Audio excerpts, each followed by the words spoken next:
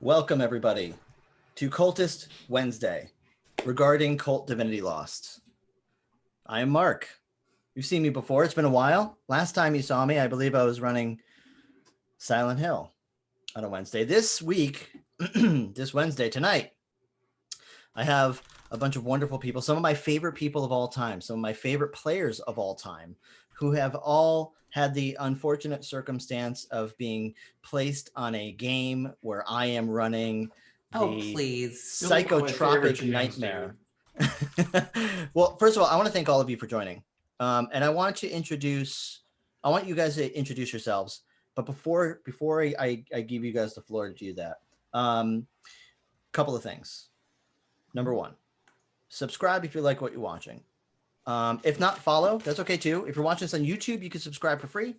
Follow us on Twitter at Gehenna Gaming. We have a Discord.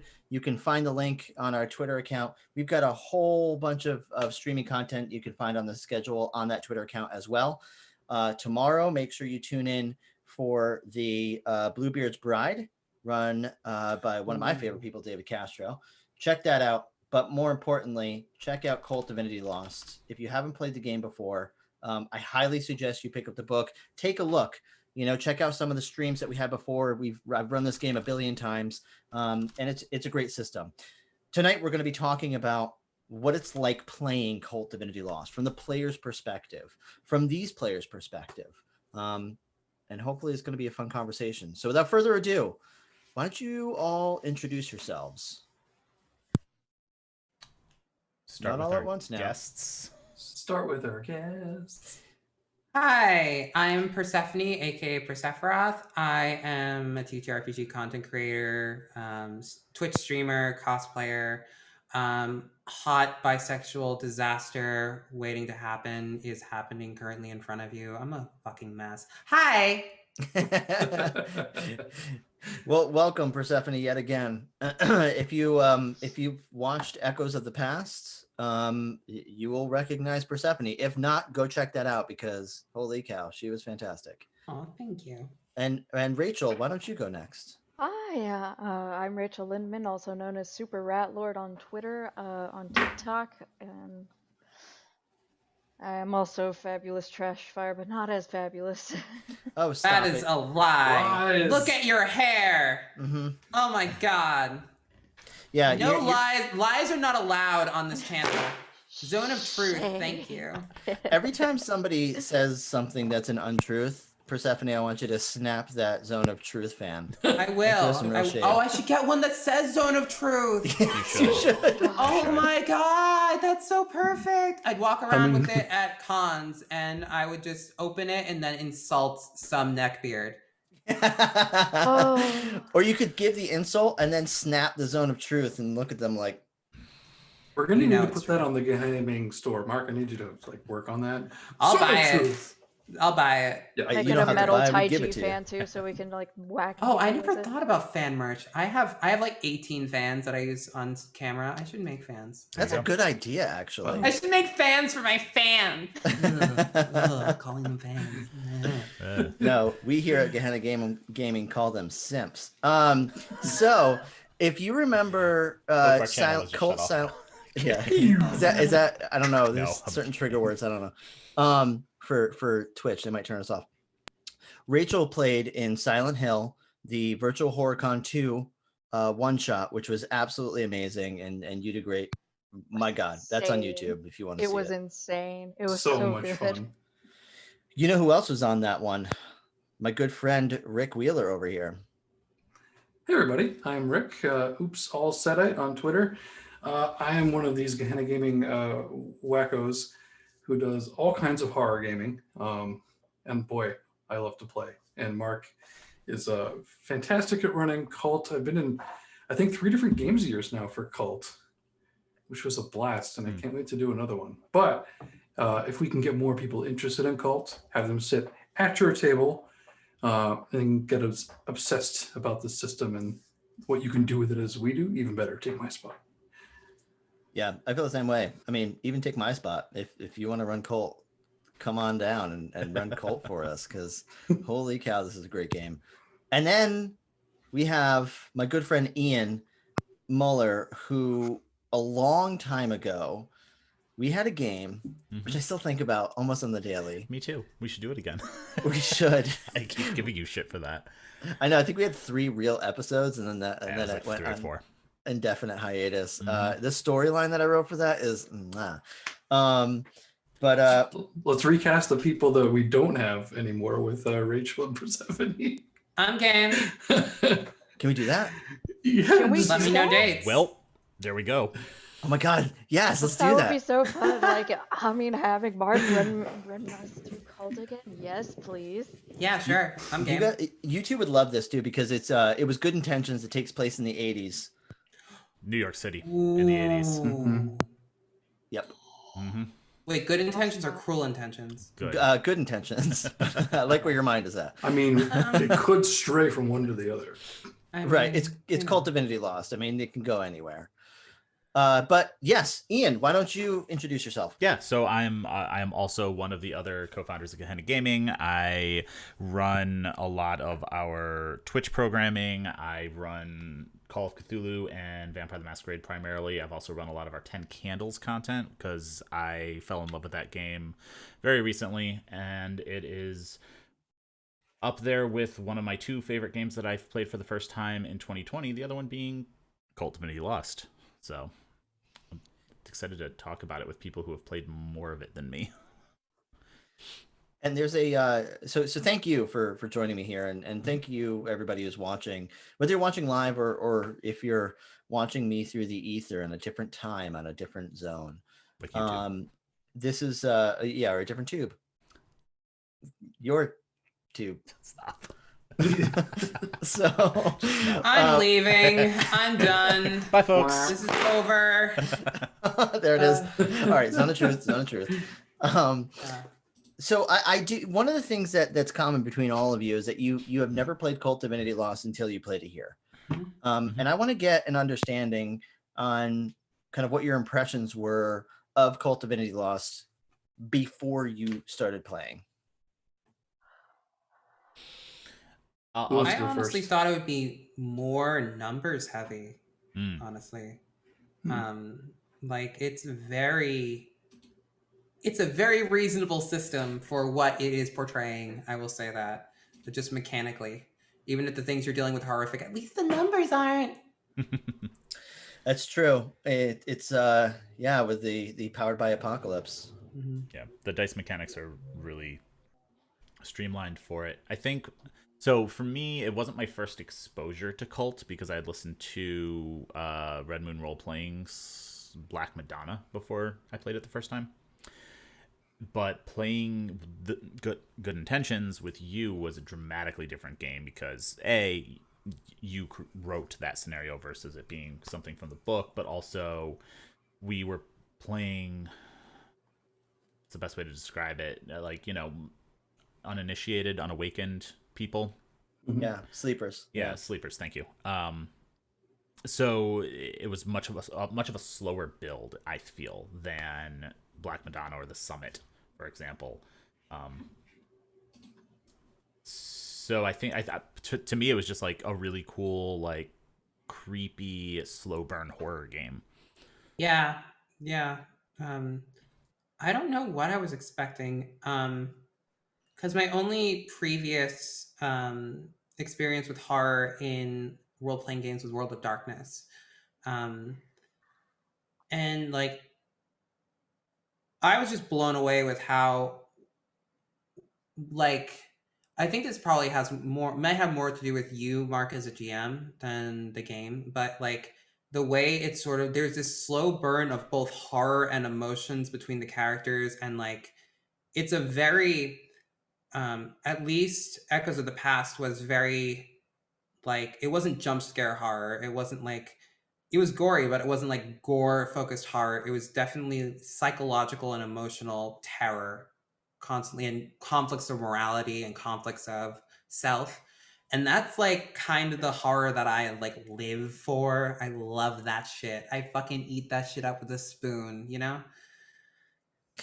Yeah, that's one of my favorite genres of movie now, which I almost consider kind of a new genre of deep emotional horror. And that's I don't know if that's something that's part of Cult's DNA. I mean, I imagine it is a little bit, but also that's just kind of where my mind kind of takes it after processing the book.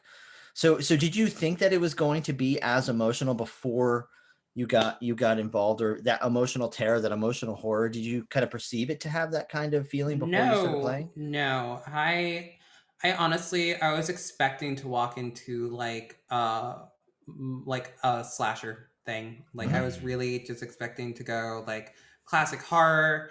We knew it was set in New York, but we didn't know much about that. And I was like, okay, I'm playing this doctor.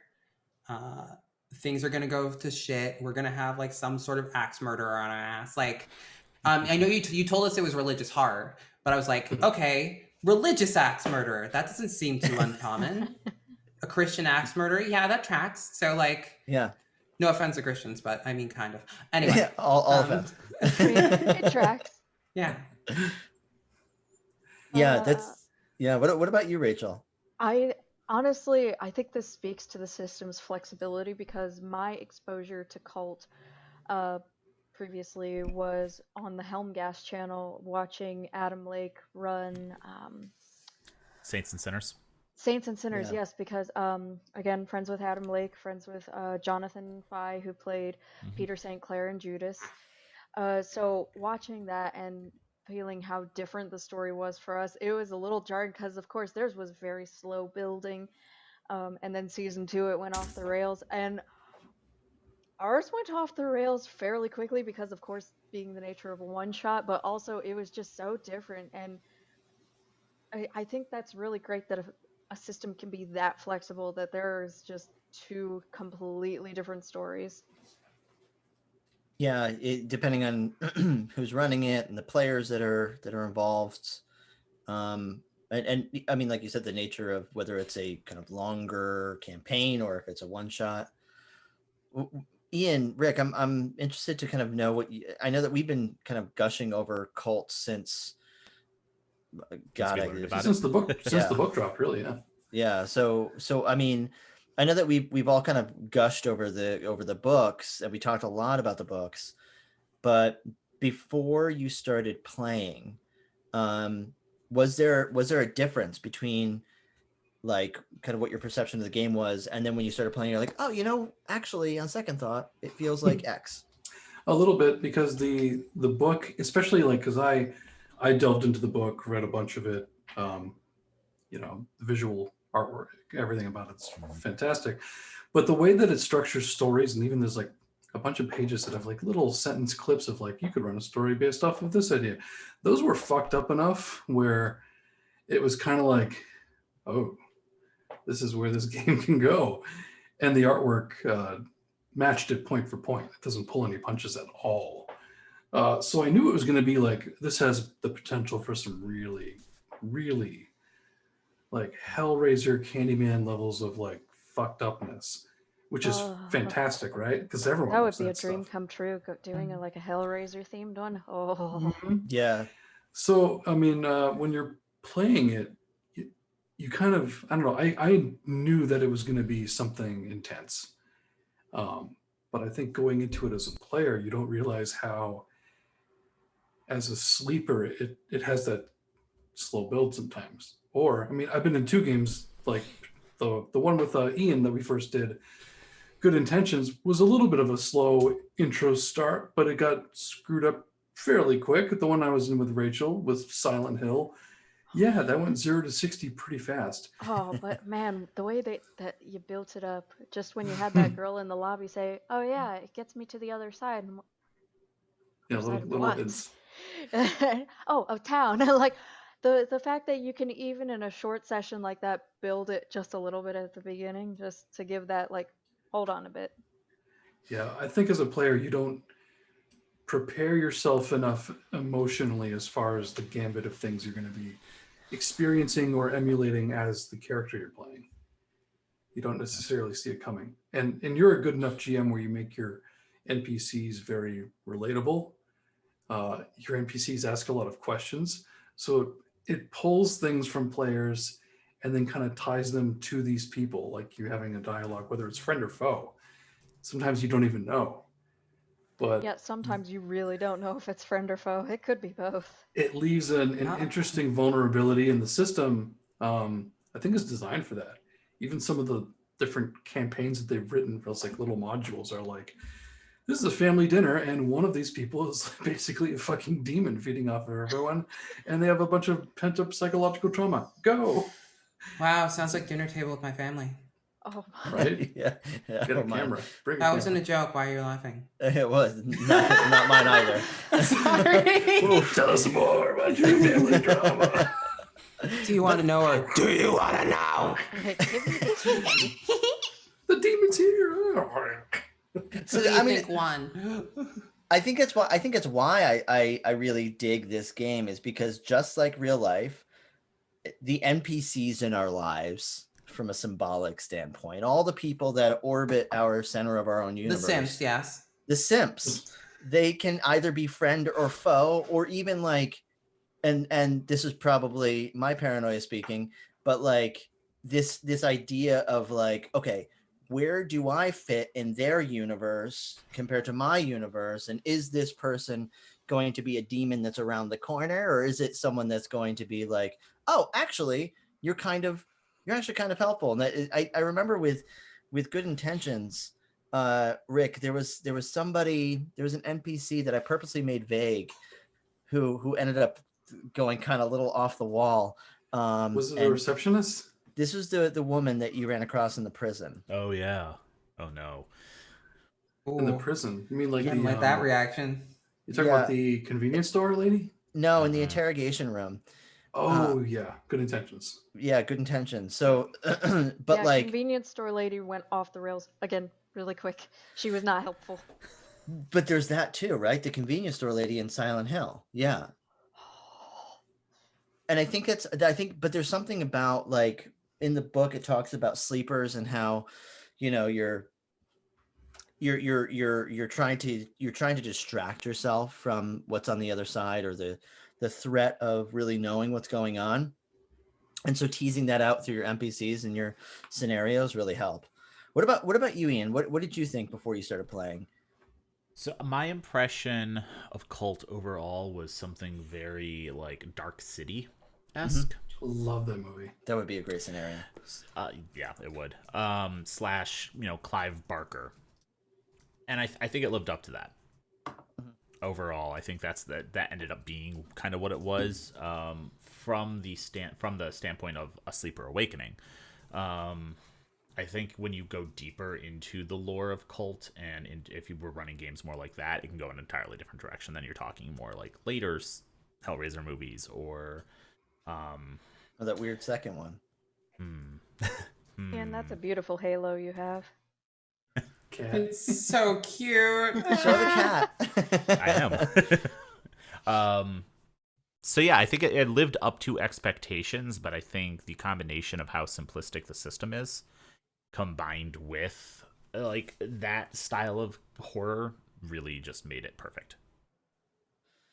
So for somebody who has such a kind of a little understanding of the game before you started playing Persephone, I found that you picked up on things really quickly.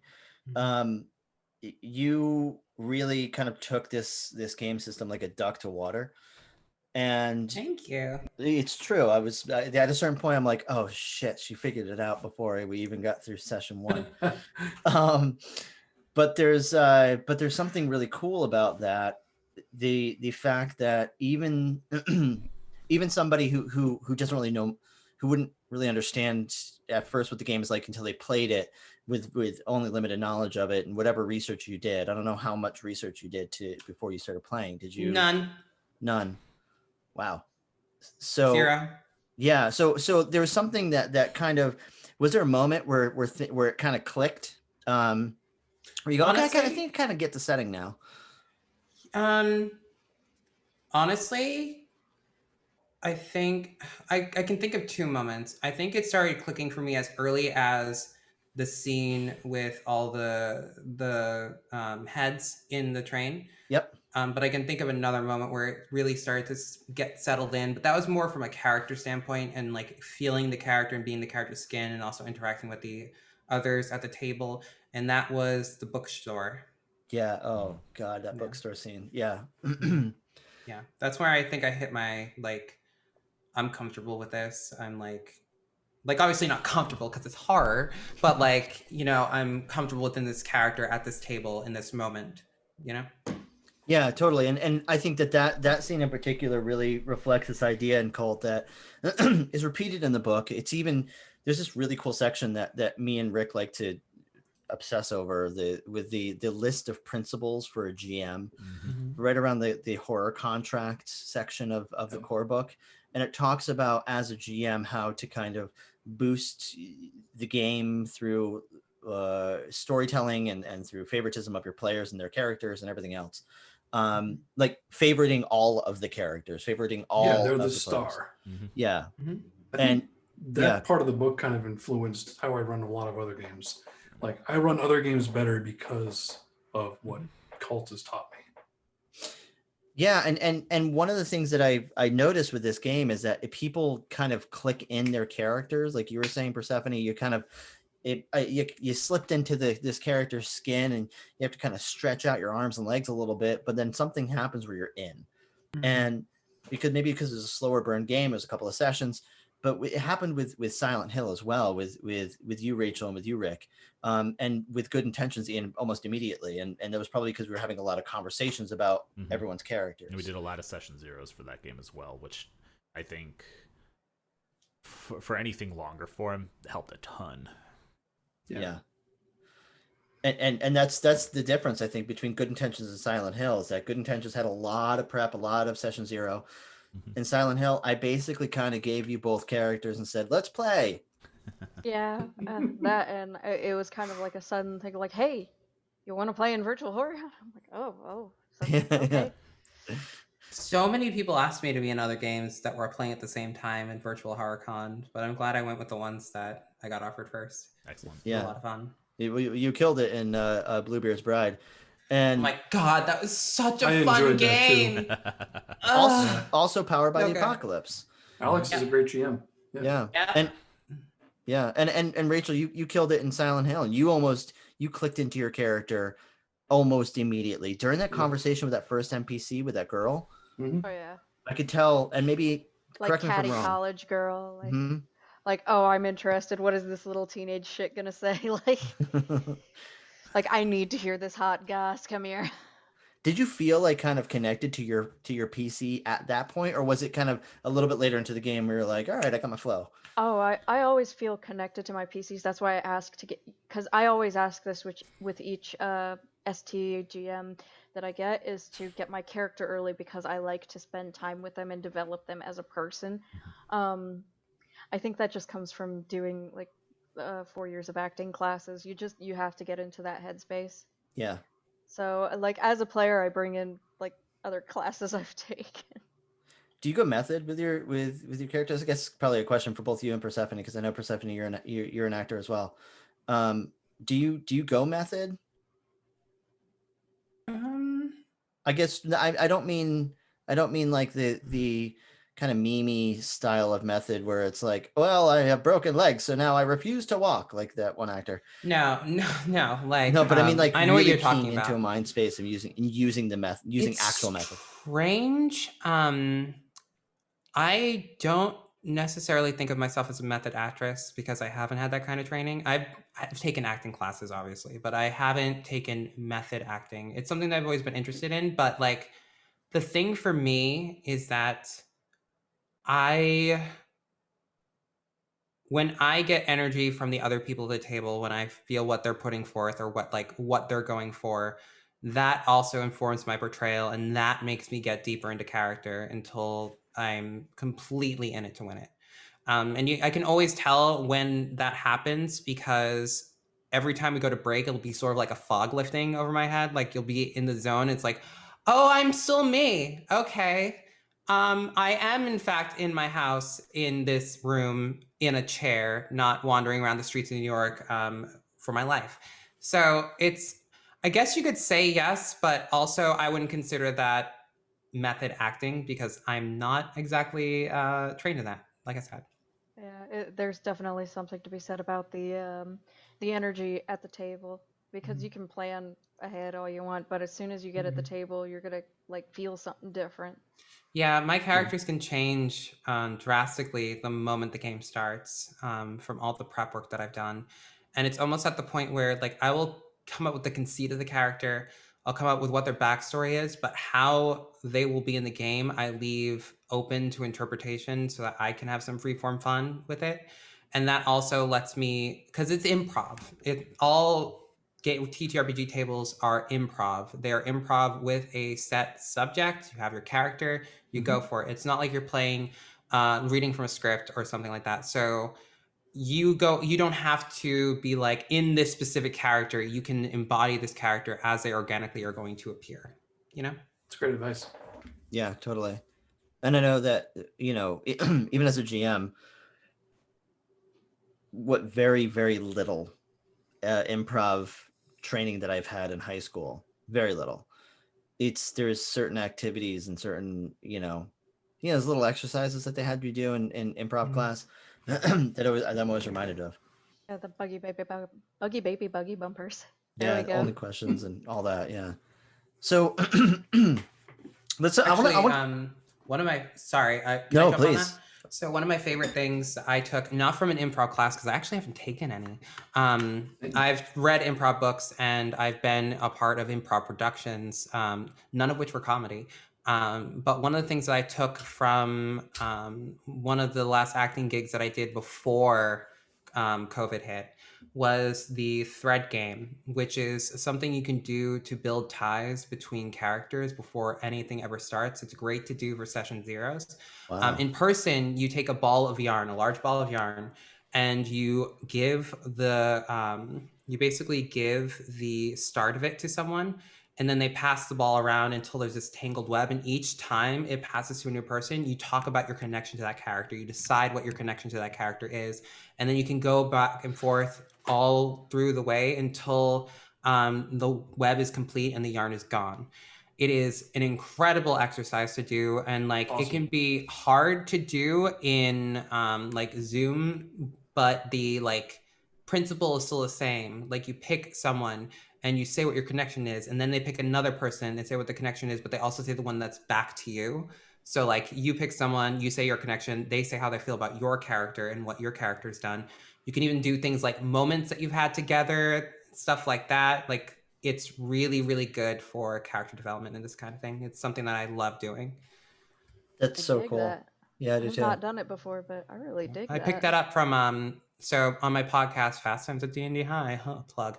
Caro, who's one of the cast, but is also the director of the acting company that I'm a part of, Incantrix Productions, taught me that. So yeah, it's something that I absolutely adore. I love that idea. I want to incorporate that in a session zero, and it reminds me of like relationship maps that you would find in Kult actually has a relationship map, which I've never used, unfortunately. But having this kind of exercise almost like makes it more experiential, justifies the use of something like that. It's also something to do. You can do even after the first session is run, and like or like midway through a longer campaign and see where everyone's at, and it can inform your decisions about stuff. It's a very good check-in exercise too. Yeah, it's very useful. I like that. I think that's a better way of doing. So in Vampire Masquerade 5th edition, when you're doing longer form chronicles, you have a relationship map. And what I did at the end of sessions, which Mark and Rick both played in, was just go around the table and like give your opinion on each other character in character. And I like that more. Yeah, it's also a good way to construct character moments because you get that feel of, you're just talking and giving like a summary or two little tidbits of dialogue, but it feels like that event has actually happened versus just writing into a backstory that you share with someone. So. Yeah, totally. Yeah, meaningful connections that are relatable in game, so you feel it. You actually feel it. Nice. That's cool. So what are your favorite aspects of Kult? After playing, you have that experience now. What's your favorite part of Kult Divinity Lost? You as DM. Oh, stop Yeah, it. yeah, you're DM. the But no, DM. seriously, yes, yeah. that. No, seriously, honestly, yeah. Thank you. Your like your ability with descriptive dialogue and description is if fucking immaculate. It's so good. And you have the gift of also being able to put emotionality and physicality into it, even if you're not sitting there. Like you definitely feel like there's so much emotion that goes into your portrayal of these things. And even in the description, like even the description of areas is visceral in a character of its own, which I absolutely fucking love. So yeah. Like honestly, just the way you describe things and the fact that you managed to jump scare me in a tabletop setting. I legit jumped when you did that. And just waking up from, you know, being in Silent Hill and like suddenly realizing, oh, I am incredibly injured, and the way that you have described this like different scenes, it really puts you, it put my character, it really helped me act out the character in the moment.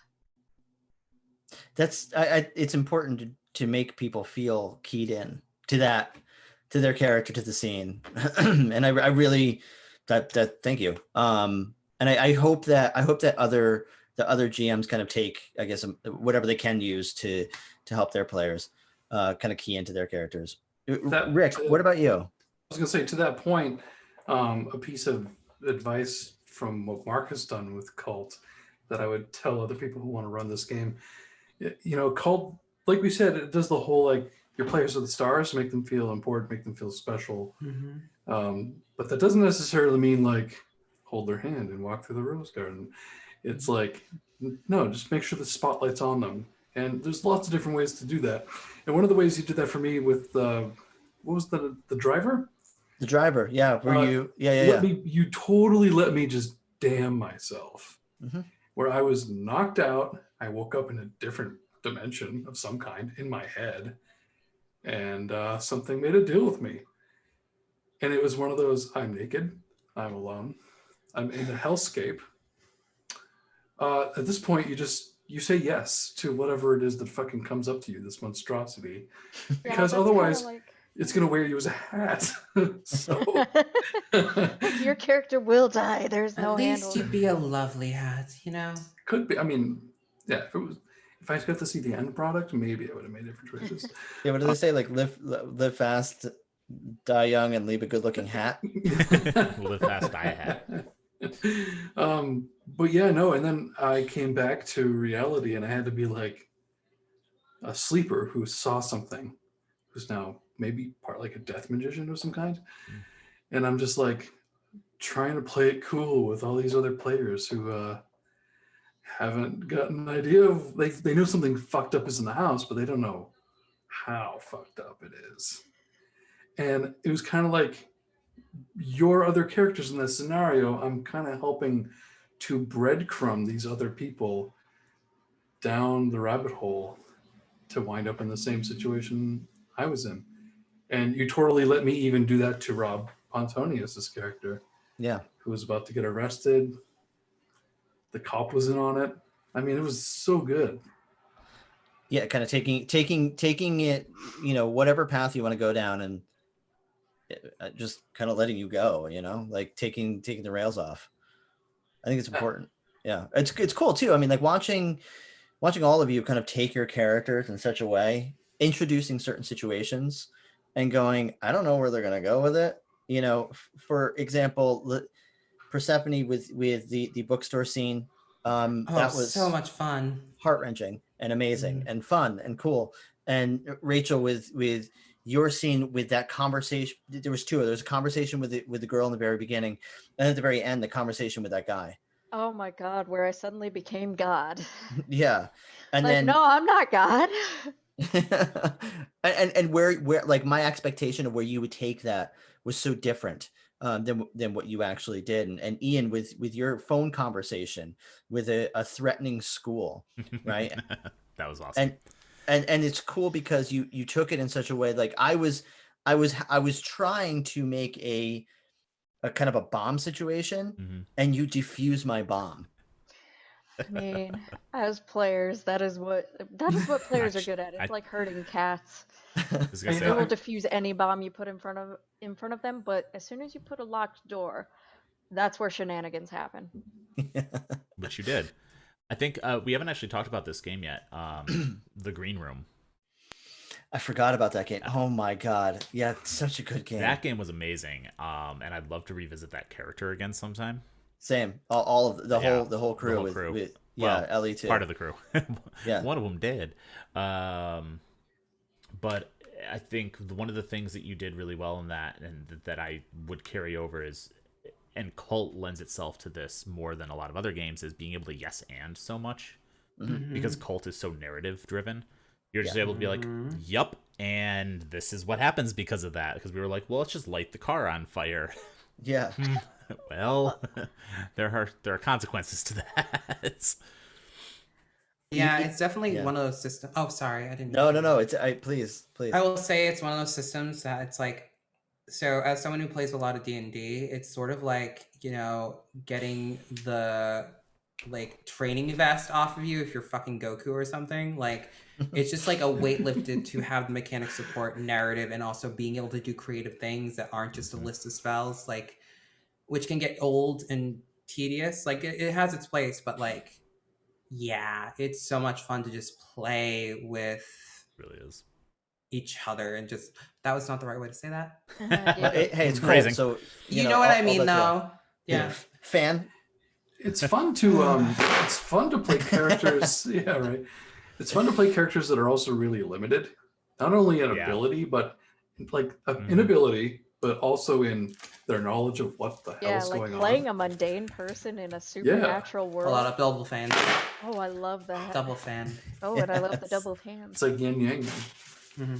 I think, So like, yeah, go ahead, Rune. I was gonna say to that end, I ran my Call of Cthulhu games recently. I actually spent a lot of time mulling over whether or not I wanted to run that setting in Call of Cthulhu or Cult, because of that aspect of it, playing someone who's powerless in the face of something much grander than you. It's a really cool aspect of the game. That is the fun kind of game to play, is again, the mundane in a supernatural world, because that is where a lot of the fear comes in. For like, even if you're just playing it, it adds a certain tenseness, and I dig it. Yeah, for Silent Hill, you literally handed me a character sheet that was like, "This guy's the biggest skeptic in the world." Yeah, you were doing just things like, that were just like, nah, this is totally normal, and I'm like, no. There's a Wait a hellish-looking, second. there's a hellish-looking burnt individual in the wall pulling machinery. Listen, Mr. Construction Worker, I'm going to give you a piece of my mind. And Princess is like, no, you're going to die. You were the white man in a horror movie, and I'm just like, why are you like this? You just yelled at Valtiel. So, but that's, I mean, I think it's just really what adds to that, Rachel, is that you're playing a character that's looking around and going, what the fuck is going on? And he's supposed to be the adult. Yes, and he's supposed to also share the experience of, you're right, what the fuck is going on? He's like, no. There's That's a logical explanation for this. And it makes it more and she frightening. slowly like, she starts out this confident, catty like character, and slowly becomes a neurotic mess. Like, why is this happening? And you're like pulling me around like I'm some child, like lost clutching onto you like a dream. safety blanket. Yeah. I think that's what I really enjoyed about your character, Rachel, because I was heavily inspired by Silent Hill 3, if anyone was not already aware of it when we were running it. But you almost took like a mirrored journey of Heather through Dahlia, where so Heather started very unsure of herself, and throughout became very, very sure of herself. And there was it's what added to the uncomfortability, right, to the game. Whereas you were like, okay, well, all the walls are breaking down, and so are the internal walls of my mind. And something you said, Persephone, about how different it is from D&D. It's a little more rules like. I want to talk about that a little bit with everybody, but the major differences between Cult and any other game that you've played. Oh Lord. I mean, they are vast, and like, I mean, I've played so many games that are so completely different from Cult, like both in theming and in mechanics. Which one do we want to focus on? You were talking about the mechanics, so let's dive into that a little bit more. Okay, so like with Dungeons and Dragons, like it's very numbers heavy. The numbers get big. The dice rolls are a lot and many. There are very rigid rule structures. Everything, single bit of combat is controlled and precise. Whereas Cult is definitely like more feeling and more narration and more about the experience of what you're experiencing rather than the role of combat in the game, which opens up a lot of avenues, both as from the mechanics, but also mirrors sort of like how you can think about the game. Because when you're given a framework, the human mind wants to work within it or break it, but they want to know the framework to break it. So like when you're put in D&D, like you get a lot of people that are like, I want to break the rules, and that's where that comes from. You also get someone who's like, oh, I have to work within the rules, and that's where they get it. When you have a looser framework to work with, people are more likely to imagine different ways to create that framework for themselves and create the sort of like story and how much texture is in it, like by themselves. And that's very freeing to have a system that mirrors that sort of mindset, which I find it even more true with Cult than with like even World of Darkness, because World of Darkness is, less numbers than D&D, but I would say it's like in between the two. Like it's not quite as rules light as Powered by the Apocalypse, but it's not without its crunchy bits, Mm-hmm. And I think the crunch really, like, I think it comes from, so Cult, you were comparing Cult and D&D and how it's very numbers heavy. I think sometimes with other role-playing systems, when it's very rigid and rules heavy, it can become role play as in ROLL instead of ROLE. Mm-hmm. And I think that's where Cult does come with that very freeing rules light system where it's more like improvisation. What are you seeing? What are you feeling? What are you experiencing? Mm-hmm. So I agree with gonna that. tack that on the end. Another thing I will say is that like my experience with D&D is very much a addition of roleplay, like, because I don't play dungeon crawling D&D, and a lot of that you put into that game is not part of the core mechanics of the game. They're not mirrored in the core mechanics. You sort of have to ignore them, or like do your own thing. Because D&D is not innately made for roleplay. Obviously it has roleplay. It's a role-playing game, but you know what I mean. Like, it's not innately made for improv in the same way that other games are. So a lot of them, and you can see that in the most popular D&D stuff, like Critical Role. That's a lot of the stuff they do. There's like no like social rules or anything like that. Like they're throwing that in because that's how they want to play the game. Whereas with Powered by the Apocalypse, that's encouraged by the system. It's very different, which goes back to what I was saying about like people who want to break the framework in certain ways. Wanting to change it up to be more roleplay heavy and stuff like that is a way of breaking those rules in a way that it's less poorly seen or thought of than like, I want to break it and fight the GM, Well, which, depending on the situation, could happen. Mm-hmm. And I think that like with Vampire the Masquerade, I know Rachel, everybody here has quite a bit of experience with Vampire the Masquerade, but I think you're right the way that you talk about it. I don't. Well, Persephone, you kind of hit the nail on the head. It is kind of a smack dab in the middle. It's a little more role play than D&D, but it's also it can have its crunchiness, and there is a lot of rules. There is a lot of dice rolls. Yeah.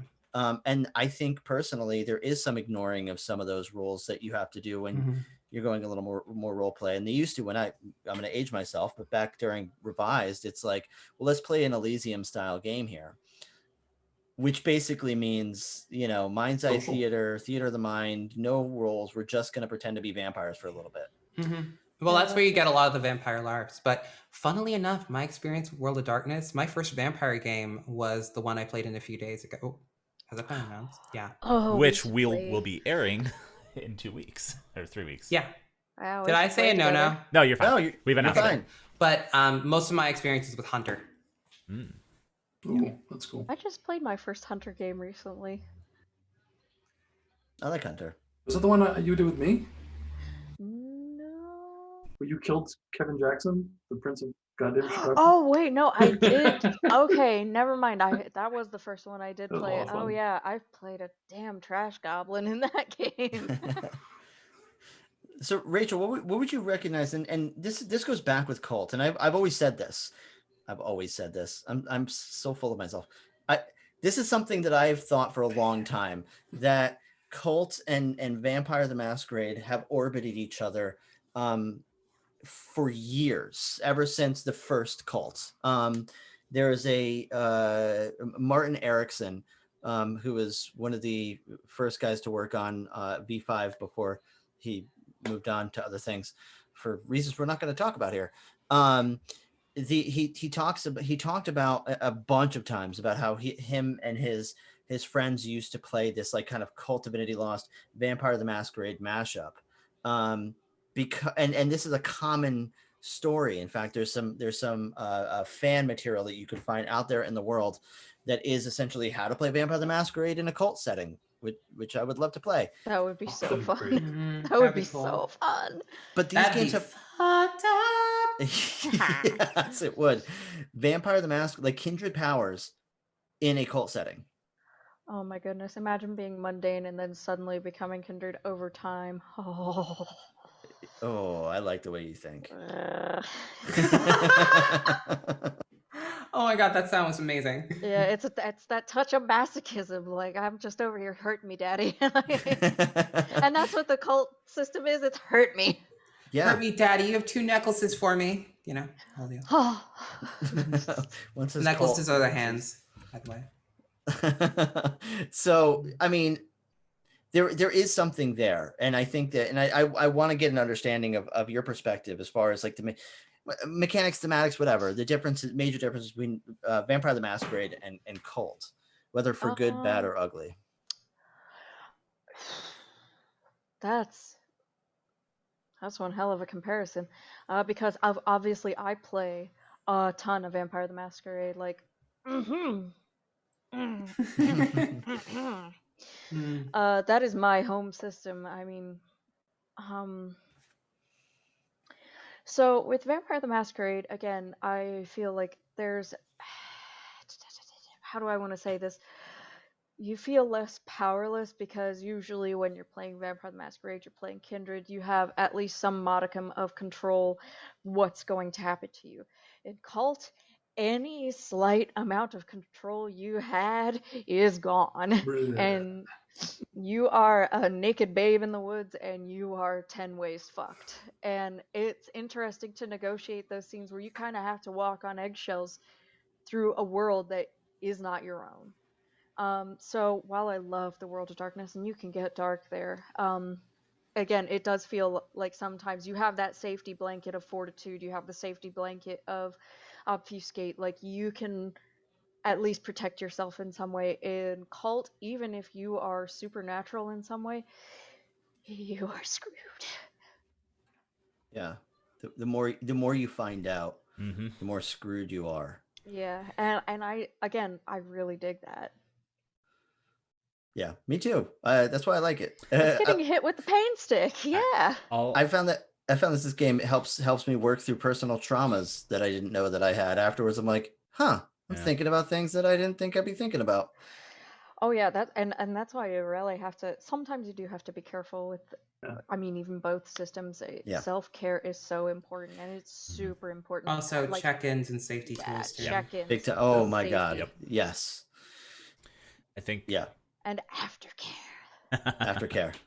I think that if I was gonna run some sort of mashup between Cult and Vampire the Masquerade, it would be a Bali game. Yeah. So. Yeah, I can see that. Yeah. That's a good segue into. I think I'm gonna start with you, Ian. What would you do different? And I'm always telling you guys like, ooh, I can't wait for you guys to run Cult because I want to see how you take it. But what would you do different? How would you run Cult Divinity Lost? And we'll start with you, and we'll work through the rest of the crew here and answer this question. I've been thinking about that a lot recently because I am planning on running Cult in the near-ish future once I move again. I think something I want to do with it is I want to run something a little bit longer. First of all, not a one shot, not a 3-shot, because I want to be able to do that slower build like we were doing in Good Intentions. But I want to dive more into the lore of the game because there's aspects of the game just from reading through the book that remind me a lot of like the demon game we played. Yeah. Or how I've run some Call of Cthulhu stuff, or how I ran Monster Hearts of all systems when I ran that for our Patreons, and they were like, "Well, that was the scariest game we've played." I'd like to do something that dives a little bit more into the lore, but does it as that slow build, kind of like the Black Madonna in a sense. That like goes really into other realms and the other worlds and so a lot of because I admittedly only scraped the surface of Cult in my games, and I like that. I think you do that really well. I think that adds a really nice flavor to the way you run Cult. I think the way I want to run it, I'm gonna go a lot more like pull the curtain aside. Yeah, you're diving right in, babies. But about slow? Slow mo dive. Yeah, a slow free fall into hell. Rick, what about you? How would you run Cult? What would you do different? I kind of want to take it where the players are totally awakened and that they are from and or living in one of these other realms. And they find themselves in the mundane world and slowly start feeling like this siphoning of power, like their colander losing water, and they're trying to grasp at their own essence and watching it fall through their fingers, and then trying to make their way in this reality, which to them is hell. And how do you get back, and what do you sacrifice to do so? I love that concept. It's like you're forgetting the worst experiences that you've ever had, which give you what you perceive as the biggest power sources. Yeah, so kind of like Hellraiser 2, from like the guy who's skinless. Yeah. And he's like, yeah, no, I need you to go like bring people here to murder because I need a body. Yeah. Yeah. But not that it's not so much like in this case that the person wants to be human again. It's they want to be what they were before, which could have been some gigantic hell beetle for all we know. I think it's at the end though, and I think probably Persephone, your game was probably the most that hit this home, that when the curtain was like ripped back and you saw everything and you were kind of ascended to this divine creature, it's almost like, oh, we are home here. This is great and awful at the same time. I'm curious to know, how would you run Cult differently? I think I'm two ways of thinking on this. And the first thing I will say is I have an obsession. I've had an obsession with an idea, which is what I like to call cotton candy horror, which is the appearance of the kind, the sweet, and then just undercutting it entirely. Like just doing something that seems like something based around a bakery and what the bakery is doing, like seems sweet and innocent on the surface and then just gets slowly more and more horrific.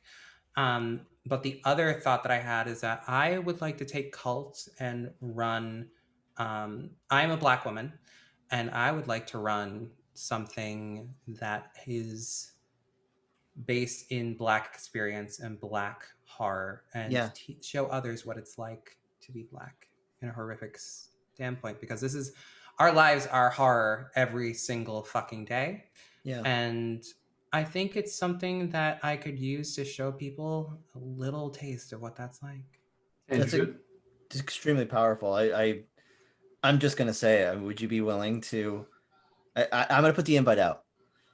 I would love for you to come and do that here. So on your own calendar, on your own time, however you want to do it, you take the reins. I would think it would be amazing, because I think that's such a That's such a powerful and visceral concept. That is something that we can discuss in the coming months. My schedule is hell right now. Of course. For running games anyway. For playing games, it's not so bad. But like because I'm running Candlekeep on Roll20 every so often, and I have my podcast and stuff. But yeah, I would love to do that. And there's open invite. So whenever you have to, whenever the time is right. Absolutely. There's so many different ways to go with that. Like there's everything from Black diaspora things and modern day American horror with Black folks to, pulling from my heritage directly and going to the Caribbean for influence and stuff because, that is my bloodline. So yeah. I love that. Be real special. I'm gonna pass it over to you, Rachel. You come from a World of Darkness background. You've played Kult Divinity Lost, and you have a very unique perspective of life, which I'm a huge fan of. So, what would you do differently? What would your unique approach to Kult be? Okay, so if I were to ST, first off, panic attack because I can't run games because I'm scared to do so. Oh. But if I were to run something, I would want it to be very psychological, sort of evil within, like you are not fully conscious and you are trying to work through the hellscape of your own mind to work forward into reality. Kind of like what you did with us, but maybe a bit more cerebral because again, I as a person who suffers with mental illness, sometimes that is the best horror for me, is working through those mental things, like to get forward into the real world. Yeah, and that's I love that idea, and it's one of the, with good intentions. We started with this kind of group therapy session that I had plans of revisiting in the middle of the scenario, and having, after all these experiences that people have had, now sitting in this room and going, oh, we're actually going to talk about the shit that we've experienced. I would love to do something like that. That reminds me of something that I had working for a little bit. I would love to play that. Yeah, we were honestly, I'd love to play all these games. Same. These are we'll all play with really all cool y'all. That'd be ideas. Fun. Oh yeah. Well, we're running very tight on time. So first of all, I want to do a couple of things. I want to thank each and every one of you for coming and nerding out about Kult with me. I love this game so much, and I'm really excited to do more of this with all of y'all. And I also just want to take the mic. Where can people find you? What do you have coming up? What do you want to promote? Plug away. Let's start with you, Rachel. What do you have coming up? Okay, so today the 7th episode of Blood Covenant dropped, which if you're not listening to, you can find it on YouTube, or you can subscribe to Simulacra Studios Patreon. I'm also playing Althea, the Malkavian Anti-Tribute, on Exeter by Night, which is a TikTok LARP. And you can find me at Super Rat Lord in all of that. And cool. You can find me at Super Rat Lord on Twitter. And that's me. Sweet. How about you, Persephone? Hi, I'm Persephone. You can find me at Persephorath anywhere online. I am the DM of Fast Times at D&D High, which is not very horrific, at least not yet. It's basically, the easy way to say it is a magical girl campaign, but it's definitely a lot more than that. It's a dramedy, I would say.